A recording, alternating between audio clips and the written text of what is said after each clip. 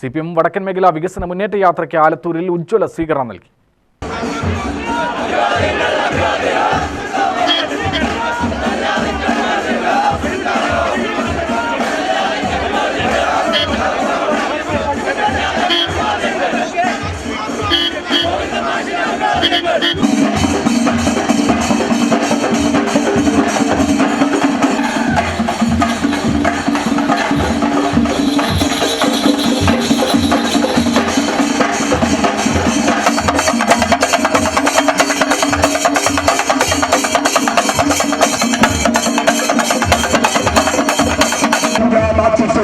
Communist party of India മാർക്സിസ്റ്റിന്റെ സംസ്ഥാന secretary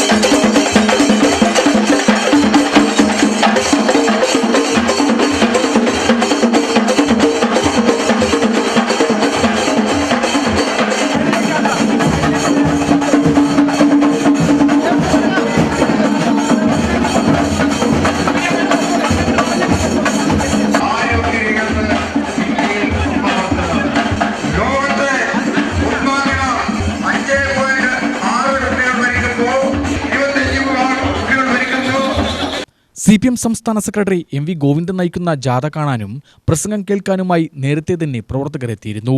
ഇടതു സർക്കാരിനെതിരായ കള്ളപ്രചരണം ജനങ്ങൾ പ്രതിരോധിക്കുമെന്ന് MV ഗോവിന്ദൻ പറഞ്ഞു.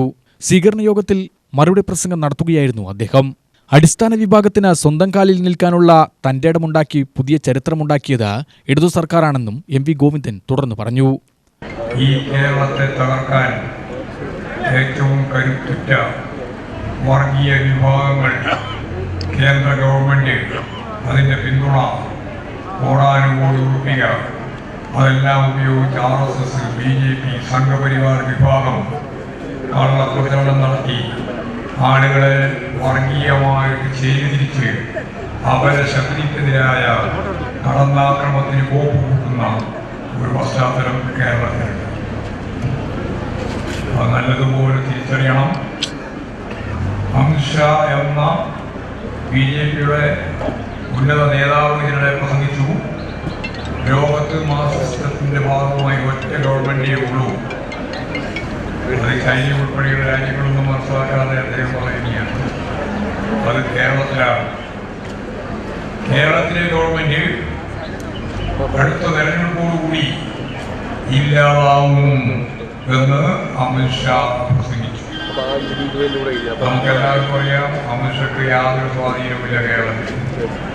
ഒറ്റ സീറ്റും നിലവിലില്ല, ഒരു സീറ്റും കിട്ടാനും പോകുന്നില്ല.